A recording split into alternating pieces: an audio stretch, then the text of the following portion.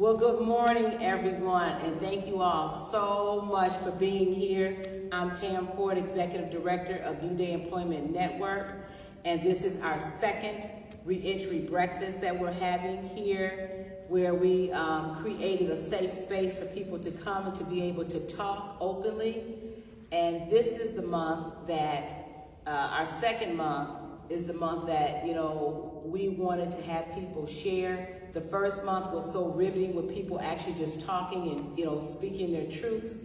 We didn't record that, we took photos, but this month we thought we would actually try and get some, capture some video with that. So we have a couple people missing.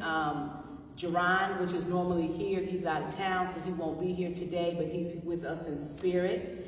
And then we have the phone, and that's always, but we're gonna first let's turn off the phone. Wait a second, I totally forgot. Got it? Okay. So it's cool, phones happen. We just gonna turn them off, because again, this is just live, and we're just doing what we do. So again, I wanna get started. First of all, I want to acknowledge one of my partners in crime, not literally in crime, but Sherry Williams, which is a Will County board member. First of all, thank you for coming, Sherry. Sherry has been phenomenal and with me from day one, with everything from us voting in the jail, from us getting the bill passed, for people to be able to vote in jail that haven't been convicted of a crime, from us getting access to things we normally wouldn't have access to people, talking about the importance of reentry. So I just want to introduce Sherry. Sherry, introduce yourself and tell the community and then the people in this room some of the things that we've done together. Okay, hello everybody, I'm Sherry Williams. As Pam said, I'm a member of the Will County Board for District 5. We started off with Speak Up and Vote, and we were registering people to vote, and Pam got the idea that not only should we do registration, that we should have in-person voting at the Will County Adult Detention Facility. I retired from the Sheriff's Department, and my last job there was as a classification specialist at the Will County Adult Detention Facility. So I knew a little bit about it, know the sheriff. So we managed to get some legislation changed that we actually can get voting in the jail. Prior to that, only Cook County had in-person voting in the jail. Now every county can have in-person voting in the jail. So Pam and I did that together. Ooh. And it's been, yeah. Not the law change. Yes, we changed the whole law. So, and one of the few jails in the country, besides Cook County, that actually has in-person voting. So we're very proud of that. But we also know there's a lot more work to be done. And we also know that when people, after they serve their time, they serve their sentence, there's not a lot out there for everybody. So I work with Pam trying to make sure that reentry is something that we have here in Will County, so that the people can have some resources to have a better life, be just productive members of society. Wonderful, wonderful. So thank you, Sherry, for being a part of our discussion today. And so with that being said, the cornerstone of our reentry breakfast is not so much for us. It is for the people that's returning home, that are home. And so with that, I want to be able to open up the floor and for people, for the people to share what they choose to, because it's not easy, but it's not easy when people come home. I can't tell a person what it's like not to have a place to stay, not to have a place to bathe, not to be able to go get something to eat. I don't know what that's like. But what I do know is for 25 years, I did an expungement program here in Will County. And so this was a program that we did to try to help people get their records cleared. And we successfully did that for thousands of people, over the last 25 years. And we stopped it a few years ago, actually prior to COVID, because now what was happening is that, it was so many people able to get out of jail now that was in jail on a lot of bogus charges, for marijuana, where they would get 5 years for marijuana, just crazy stuff for like an ounce of it. And then whether it would be crack cocaine or whatever. So now a lot of people were coming home that were being released. So we decided that after 25 years, we would do surveys with people, and then the clients would tell us, like, you know what, we appreciate what you're doing regarding that. However, more is needed. So I decided, and God just told me, to whom much is given, much is required. So it was, upon me to say, okay, what else can we do? So we did a survey, with the clients that was coming in, and they said that, what they needed was training, what they needed was a job, what they needed was housing, what they needed were resources. So we said, okay, got you. So we decided to start putting together a resource guide, and that's what we started to do. So we have a resource guide, it's called the Reentry Will County Resource Guide, and we decided to look at that from the end. What is it like? We think about the ending. What's the end result that we want people to get out of that? So with Jerron, my outreach coordinator, with him being a person with lived experience, we walked through this thing and we looked at that, like, what is it that when people first get out, what they need? I mean, from the gate, when they say, okay, you're released, what is it that they need? So we have that resource guide that's on our website. You all can reach out to us if you want that pamphlet. Jerron is also in I partnered with the Will County Courthouse. So every Wednesday, Jerron is at the Will County Courthouse giving out resources, providing access to resources for people. And that's something that I put together because I felt that it was needed. We have a lot of people that come out of jail that don't know where their next meal is going to come from, don't have any resources, anything. So we put that together. So that resource guide is available for those who actually want to reach out to us. If you want a copy of it, if you want those resources, let us know. It's available. And then the last thing, when I talk about reentry, before we get started, is that we have an essential skills course that we're starting. Why? Because we found, in addition to people getting out, a lot of times, of course, they can't find a job.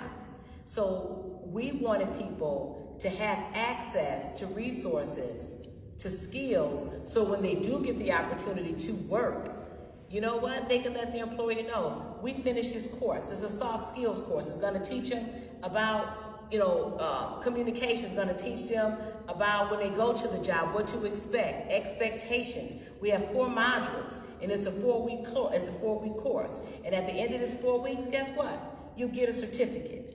And with that certificate, what can you do with that? Well, when you go to a job, we can vouch for you now. Because now the company will know, okay, well, somebody is vouching for these people. So we're starting this essential course, and it's starting on the 26th. And if you're interested in participating in this, we will have them, you can come into our office, or you can actually do this at home from the comfort of your own computer. All right? So reach out to us with that and all the information regarding our essential skills course, which is the foundation of what we're trying to do, because this is what's going to take you to the next level. So all that information will be at the bottom of this video once we get done. All right, so what I want to do is open up the floor and just have people just, talk. I want to start with Katrina. I love Katrina. And she has been a volunteer with us. We have been giving out toiletry bags for the last, couple months. Yes. And she has been an asset to us with that, both her and James, because we couldn't have done this without them. And they did this because they chose to, not because they had to. So those are some of the other things that we've been doing. We've been doing a lot of small things that most people, there's not anything we're going to come and tell you all about every little thing. But the most important thing is that we feed the people the knowledge that we need and provide them access to the resources. Because without that, you have nothing. Okay? All right, Katrina. Hello, my name is Katrina Harden. I'm 49, I'll be 50. I did 28 years. And I came home to, live with my uncle. But in the process of living with him, re-entry is kind of hard, because it's like after doing that so much time, no one wants to give you that opportunity because you don't have the job experience, but you do have the job experience because you got, I've got education in prison. I have an associate's degree. I have cosmetology. I have so many skills and stuff that I've done that coming home, really to me, and the way that people make you feel like that meant nothing. 28 years of my life meant nothing to come home to a place that I really don't, I'm not from here, but I have family here, to come home to a place that you know really nothing about, and to have to learn everything on your own. And it took for me to be blessed by God, to be sent to the Salvation Army. And then I met Juan, that got me in contact with the Salvation Army, and Jerron, and now Pam. And through this, you know, I believe in giving back. I believe in God and trying to make sure that no one else has to go through what I went through. No other young woman has to be, you know, go through the things that I've been through. I've been through a lot. You know, some others in here may know my story, you know, I mean, further. But it's a process. Like, now I have a job. Now I'm soon, hopefully, have my own place. You know what I'm saying? I'm in the process of doing those things, and just trying to stay focused and trying to stay prayed up and focused, because this lady has been a godsend. She checks on me all the time. She makes sure I'm good. You know, it's just like, this is just needed. This is needed in the community, and it's needed for so many people to take this opportunity. You don't know what you're missing out on if you don't take this opportunity. You don't know what you can have or give and how you can feel. You know, this makes me feel great every single day. Like, I even talked to a young lady right here on the bus. I was telling anybody that wanted to listen, do you want this app? Do you want to see it? Do you want to come? Because you need this. We need this as being incarcerated. When you've been incarcerated for so many years, you come out here to a whole new world. Life has flipped over 3 times the time that I've been gone. But I'm figuring it out. I've been out for over a year. But, you know, I'm doing it. And I just want to say I'm thankful for this. And I really would hope that other people would take on this opportunity as well. Thank you so much, Katrina, for sharing that. Anyone else like to share anything? Well, I'm not a big talker. No, you're not. But you're a doer, though. You're a doer. Yes, he is. I've done 30 years incarceration. When I got out, my situation was a little different from hers, because I tried to establish some things before I came home. But the gist of what she's saying is so about the employment programs, of outreach, or the reentry programs. They didn't have any. So you just out here left alone. It's like they snatch you up off the street. You serve your time, and they throw you back out there on the street and say, figure it out. It's hard to figure something out after doing 3 decades of your life in prison. Everything have changed, everything. The manner of using, phones have changed. Didn't know anything about a computer. So it's a big challenge, I believe.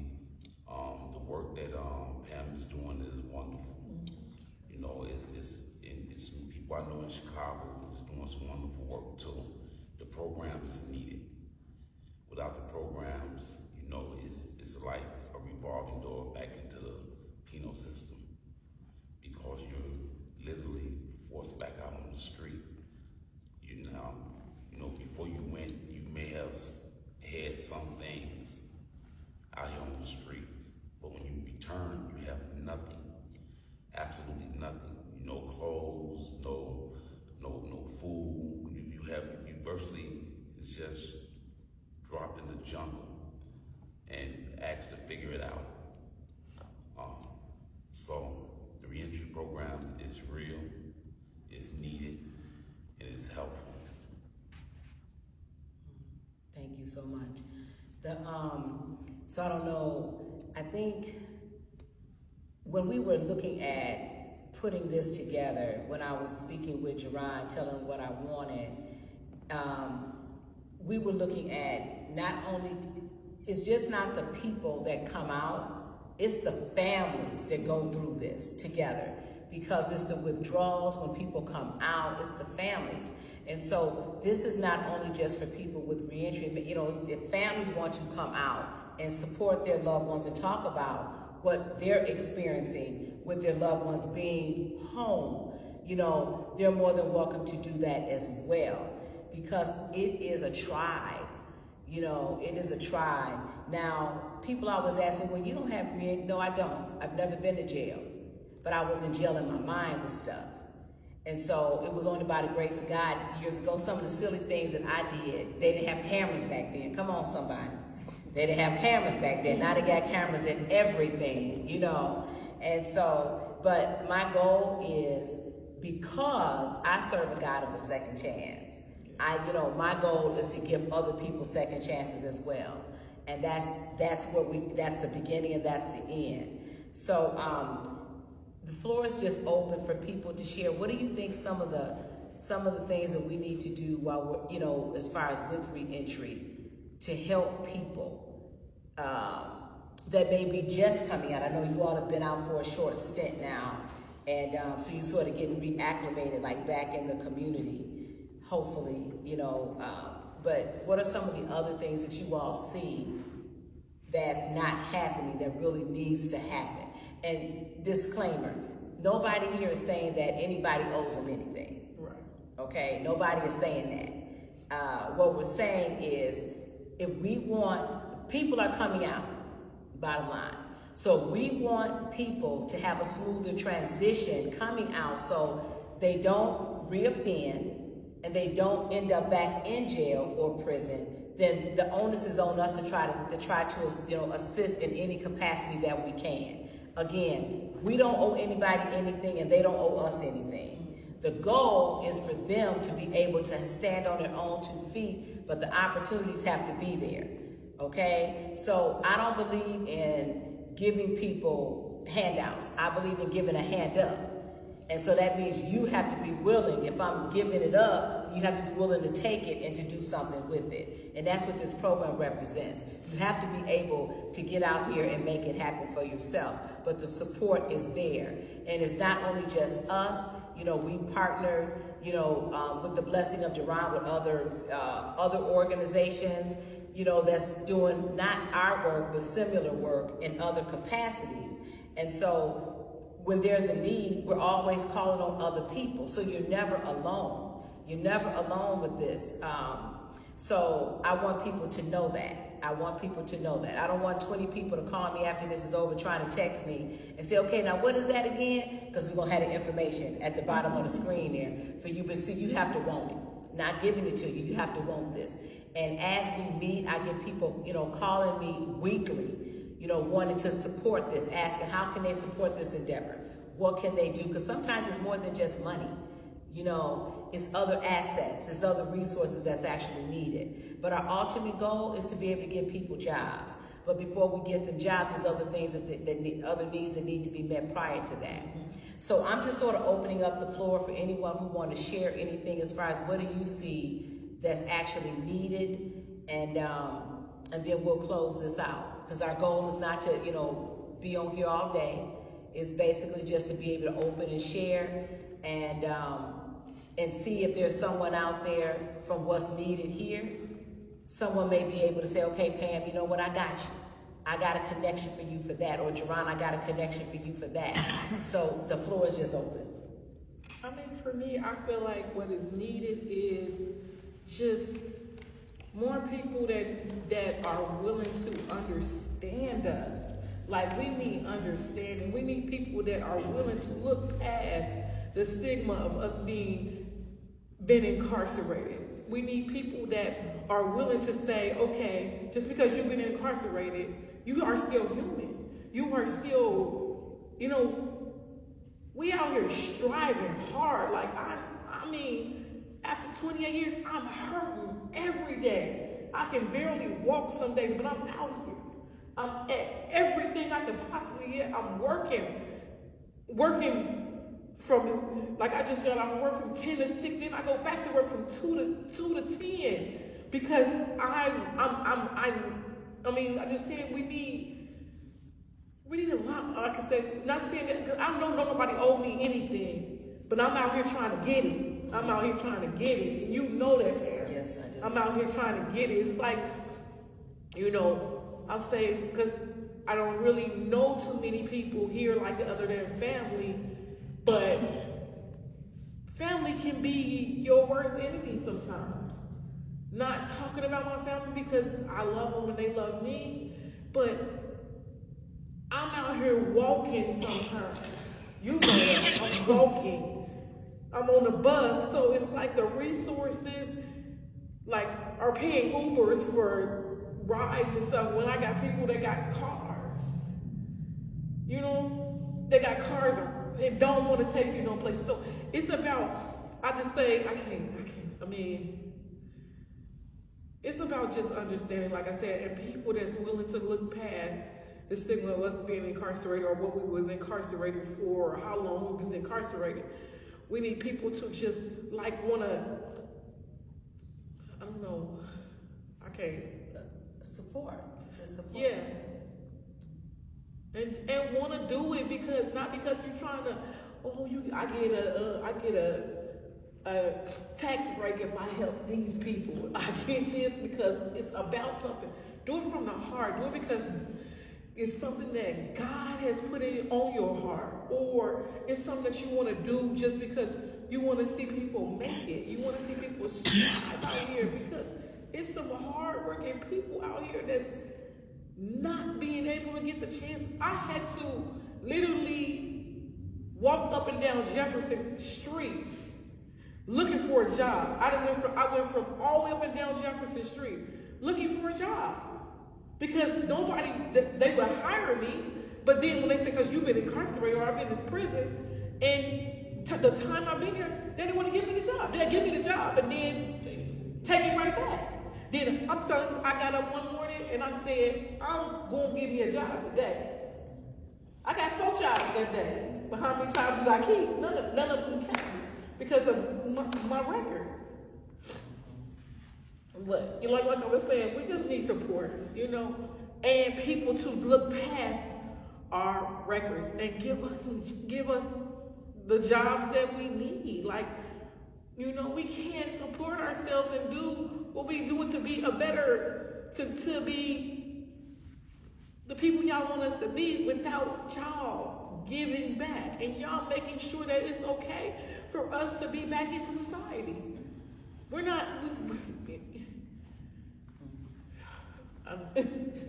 Well, you know, Pam, I'm hearing Katrina talking about this, and one thing that you do have is family, though. So what about the people that don't have no family, though, when they get out? So these are the type of things that, and politically speaking, there's probably things that we could do better in the community, just housing and, you know, helping people get the resources that they need.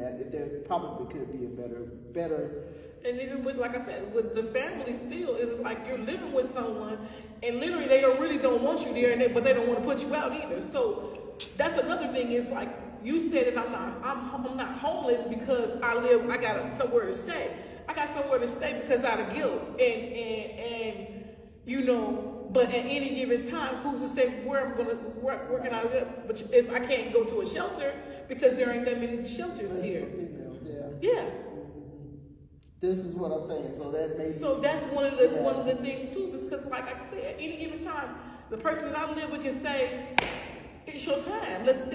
You've been here a year. Like, what else can I do for you? Like, you know, at any given time." And me being incarcerated, it's hard for me to get a place. Don't nobody want to rent to me. Don't nobody want to, you know, give me because I've been incarcerated. So that's what we need. More people that's, like I said, open to the fact that I'm not trying, I just want to live. I want to move. I want to just be in my own space. It's, like I said, just because I got family, that's the problem. Like everywhere I go, it's just because I got family means that I'm not homeless. I still live in a box. I stay in a room. I don't go nowhere. I don't do nothing. Like, I'm still incarcerated. I'm still incarcerated. Even if it's not even just in my mind, I'm incarcerated because what else am I to do? I don't have a car, I don't have this, and I'm still trying to do things. So I'm still incarcerated. In my mind, sometimes I'm still incarcerated because I got family. You know? Thank you for trying. That's real. From just talking to other people, that's real. Anybody else want to chime in on that? Anything else that's needed? Now, you being a woman, that's one thing. James, what do you think as a male? You know, some of the obstacles out here when people get out. As a male, Yeah. we have the world on our shoulders. There's, it's hard to describe it, but as a male out here coming from prison, there's no empathy. They look, oh, he got it, he's okay, he should have did it. But I paid that debt. As a man, you know, allow me to work and survive and provide for myself and my family. You know, because we do pick up other family along the way. But for the most part, we need the support, we need the stability, we need consistency. You know, we get down on ourselves and we give up sometimes. It's a host of things that as a man, from a man perspective, that we need. But you know, as a man, I'm more threatening to them. Wow. They see me as threatening. Just the other day, we got pulled over. Was going to Springfield to pick up our son. We got pulled over because driving while black in the Cadillac. That was when they asked for the license, registration, the insurance, all that was clear. So what did you pull the car over for? And he asked me for my identification. I told him no. I told him no because you did not pull the car over about my identification. You pulled the car over for a traffic violation. I'm not driving the car. So what are you even speaking to me for? So that opened up a can of a host of other things. They want to bring dogs around the car. You know, we're viewed as a threat. To get me out the car, they say the dog hit on the scent. That was just to get me out the car. Because you had no way to get me out the car. Because this is not about me. This is about a traffic stop. So you get me out the car, you want me to put my hand up, you want to search me, want me to step back, do I have to put handcuffs on him? They view us as a threat in the door. So I have many thoughts on it, but some things I just don't speak on. You know, but I think they see is the biggest hurdle that we have as men come out of penitentiary. We view it as a threat. You know. Driving while black. That's and again, these are things that I can imagine what you feel coming out, and then just the people, because first of all, it's like, okay, Lord, I can't go back through this again. And then just the people that's out here, the younger people that get stopped or what have you, it's like, okay, it's a way that, you know what, that they want you to act when you get stopped. Right, and that's something, right. that's a whole nother show. And that's another whole class, but that is something that, you know what, that we need, it's time to have that conversation regarding that. It definitely is, and thank you for sharing that. You know, I know that even as a woman, if I'm stopped or what have you, and I have been once, and I do. I mean, I'm at a point now, it's like, you know, I'm turning on the Facebook Live, because you don't know. You know, I'm turning on the Facebook Live. If nothing else, hey, you all, this is going on, and that's it. So if I don't appear somewhere, somebody will know, you know, what happened. Right. I mean, we have to have cameras with everything now, with everything. And so I'm just asking that let's put a camera on this. Let's put a camera on reentry. Let's put a camera on trying to restore, you know, the dignity of the people that come out that's trying. Yeah. Like I said, these are people, Katrina and James came out working whatever job they could find and volunteering, giving up their weekends when they don't have to. You know, they're doing this because, you know what, to keep that mind right. You know, to keep that mind right. Because mental health is real. Yeah. Mental health is real. So I just want to say thank you all for just coming out just to share, you know, your you know, some of your story, because there's so much more to you than meets the eye. And you know, eventually in the coming months, we're going to be talking about some positive things that you all have done that we're going to highlight, so people will know that you're more than just your story. You know, you are human, and these are things that you do, that you've been doing, and talk about where you want to go from here. Not just you, it's other people as well. So thank you all. Sherry, did you want to say anything before we ended this conversation? No, I just today? appreciate hearing what you guys have to say, and as I'll let people call me a politician, as an elected official, I can see if there's things that we can do at the county, because we do have some programs for rental assistance and stuff like that. So maybe we can up that game. And that, to me, that's what we should be doing. But if I don't know about it, it's just going to just go by the wayside. But hearing about it makes me feel like I need to do something. So I'll do whatever I can. And what she says she does, you all. I mean, you know, it's like, it's not just talking and just to hear herself talk. It's like, I promise you, in a week, she's gonna go back and, you know, she's gonna have an answer to something. At least a conversation will be had. And that's what I love so much about Sherry. Is, you know, it's just not talk, it's all, you know, it's about action. And that's what that is. So thank you all for listening. And if you can be of help for anything that you've heard, you know, the people talk about today, let us know. If you are a person out there that can help with housing, can help with employment, please reach out to me, and then I will reach back out to you, or either my outreach coordinator, Jerron Neighbors, will, because this is real. This is just the beginning, and we promise that this is a safe space for people to be able to share. We promise you that, and the goal is to make things happen, but we have to get the foundation in place first. Thank you all so much. We appreciate it.